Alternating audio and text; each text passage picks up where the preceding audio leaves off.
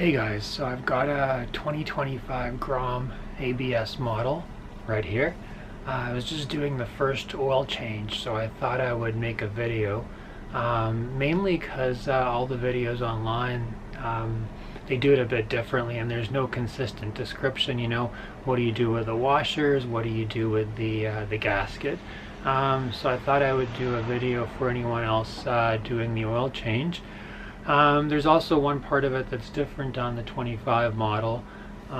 It does come with the front fairing, so that makes access a bit more difficult to get down there to the oil drain bolt. So we'll talk about that later. So first, let's talk about the actual things I had to buy for the oil change.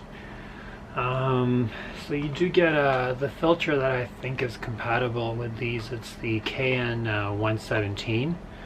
You can also buy some generic knockoffs. They're probably a bit cheaper, but I thought let's just go for the big name brand. It doesn't cost too much, maybe about 11-12 bucks. That's Canadian dollars. You can buy them lots of different places, but mainly online. Physically, I couldn't find that many stores that had these guys in stock locally. The other things that are important, you do have the oil filter gasket. It kind of goes around the oil filter, and lots of people I found in the videos, they were sometimes they were changing them, sometimes they're not. The consensus online seems to be it's not that expensive, you might as well change it. And the reason being that you want to change it is if there's any cracking or damage to this, you could have oil that's leaking around the filter. So probably can last you a couple changes, but it's not that expensive, so why not change it? The actual part number, if you want the Honda part number, it's 91302 PA9003. The last thing that there was some controversy about, there's a crush washer behind the drain bolt. People were also doing that a bit inconsistent. Sometimes they were changing it, sometimes they were not. Again, this thing costs 25-30 cents online, so I figure why not change it every time. Again, it's the similar purpose. You want to create a tight seal from the bottom where the drain bolt goes into the housing, and you want to make sure it doesn't leak. The actual part number for that, in case anybody cares, it's 94109 12,000, and it's a 12 millimeter washer right here. So that's kind of the three parts that you're going to use up per oil change. Now the oil, I spent a lot of time reading up on this. Essentially lots of videos were doing different kinds of oil. Some guys I saw doing 10W40, especially if they're further down south like in Florida. The default recommendation is 10W30. The GN4 is the main Honda brand oil. Again, Canadian, it costs about 30 bucks. There was no store that I found that has it physically in stock, so I did have to buy this online off Amazon. You want it to meet a specific standard. If you look at the JASO standard, you want it to be at least MA. That's right here, MA. MA2 is also good. Apparently you don't want MA1. MA1 is if you have different fluid for the engine oil and the transmission oil, but in this bike, transmission and engine oil, it's the same fluid. Later on I'll probably switch to a cheaper oil, but at least the first oil change I wanted to get the big boy. Other things, I had to buy a cheap torque wrench online on Amazon. These things are not too expensive. How reliable it's going to be, we don't know, but it's probably crappy. And then also I've got my my basic wrench. You'll need the 12 millimeter socket for the drain bolt, and for the actual oil filter cover, it's actually an 8 millimeter little socket guy.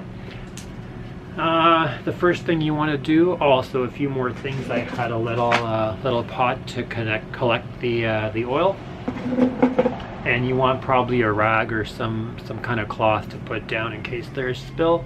Depends how much you care about your garage. And the thing is, you want to run the bike for about 5 minutes before you actually change the oil, and the purpose of that is to warm up all the components so it flows nicely and comes out instead of getting stuck. If you do have a stand for the bike, it makes it better because you want the bike to be level, but I don't have a stand, so whatever.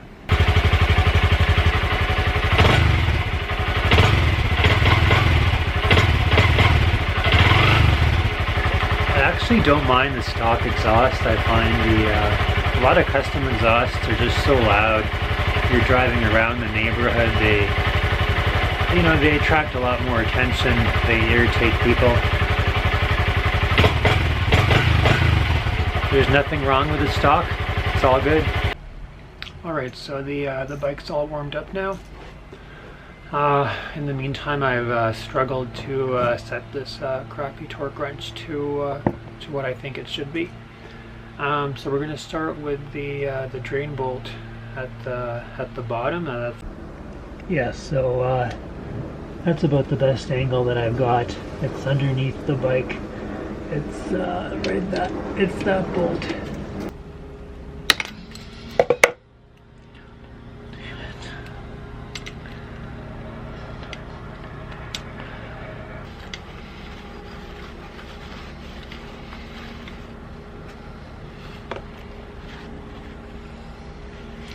Oh yeah, we got him, boys. We got that bolt. And also you might want to watch out if you have a custom exhaust or like other parts down here. It would definitely, I've seen some videos where they get the oil on the exhaust. Just like I did right now actually on mine. And the other thing that you want to do is kind of rock your bike a little back and forth to get the oil out completely.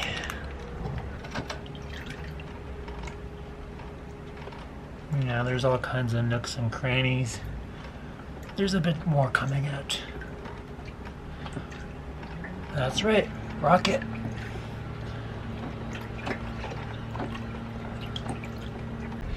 So now we're just gonna take off the oil cover bolts.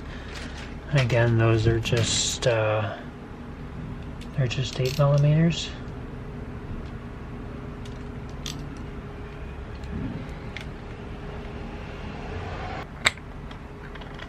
Oh yeah.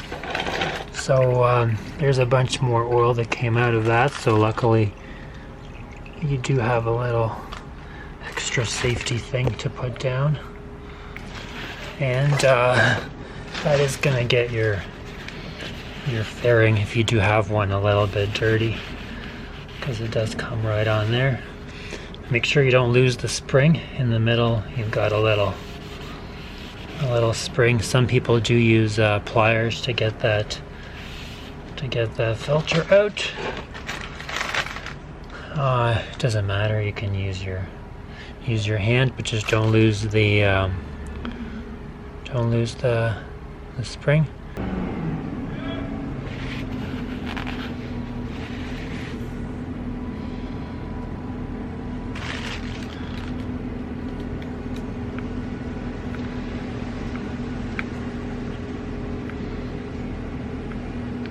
So I got a little chopstick, so I'm just going to use a chopstick.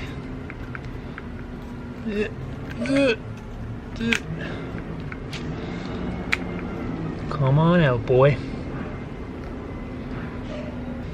Alright, the chopstick is too thick. Whatever. Alright, I got some scissors. That's it. We're gonna use the scissors. Oh boy. Oh yeah. There we go. The black part is on the inside facing, and the other clear part is kind of on the outside. Alright, if you wanted to see, the gasket goes around. There's a ring around that, around the cover. That's where you would put the gasket in. But now that I've got that out here, it actually looks like it's on so tight. I don't even know if we have to change it or not, to be honest with you guys. Now I get why not everybody changes that gasket, because it's just on there. It's on there so well, and it looks fine to me.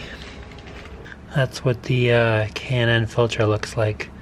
So there's that black part I was talking about that goes inside, and the part with the opening that goes on the outside again. So you just pop that in, and then again I did decide I'm gonna keep the gasket. I'm not gonna replace it. It's on there so tight it looks just fine.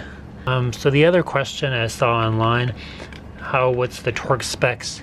So the oil drain bolt, it's actually 24 Newton meters, but these covers, the bolts for the cover, oil filter cover, I could not find a torque spec.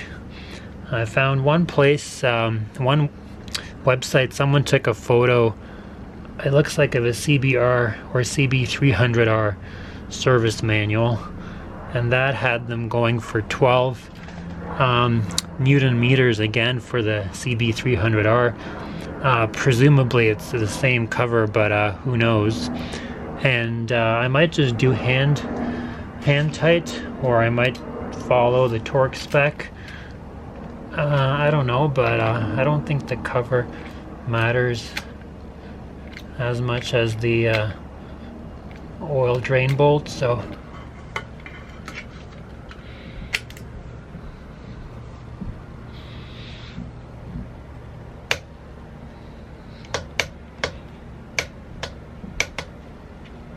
you also do want to put the spring back in there, which I forgot in my excitement originally, but it kind of goes in right there, and then you cover that back up.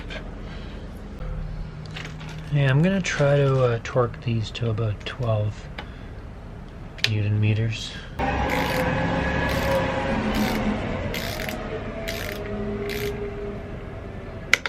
Yeah,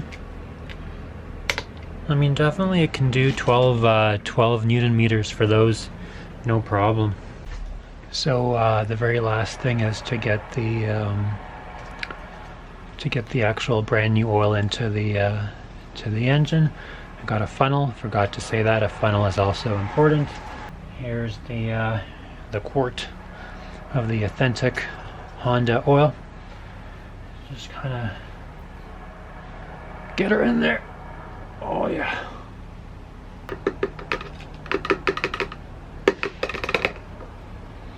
So the last thing I want to show you guys, you do have a sight glass that helps you tell what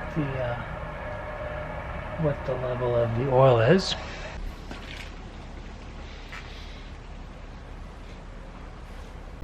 So the sight glass is right above the foot peg on the right side. The sight glass is right in there. The main thing is, though, the bike has to be vertical for that to work, or obviously if it leans to the left it's going to go down. If it leans to the right it's going to go up a lot. You can tell the level is changing. But if you do manage to get your bike perfectly upright, the oil's got to be between the two marks on the right side. That's the marks that you want the oil between those two levels. So last thing, we're just going to clean that up with some alcohol, because we did get a bunch of oil onto the front fairing.